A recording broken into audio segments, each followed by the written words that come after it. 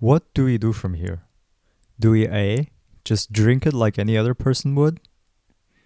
Or do we B, cheese?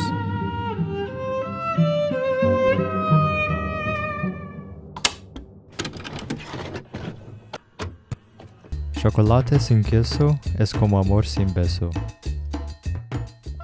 So this is what the Colombians say. It is completely normal for them to put cheese in their hot chocolate. At first, I was baffled, but keeping an open mind, I decided to try this combination.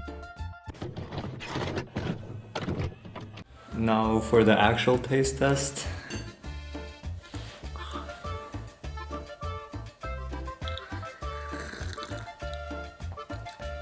NANI?!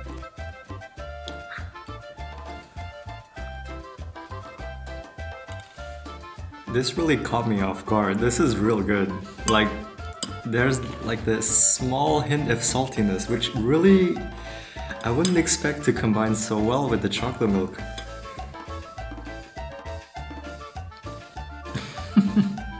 Yeah, it just tastes like mozzarella cheese.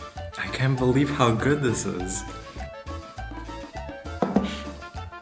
Well, I finished it all, and I'll definitely do this again. That's for sure.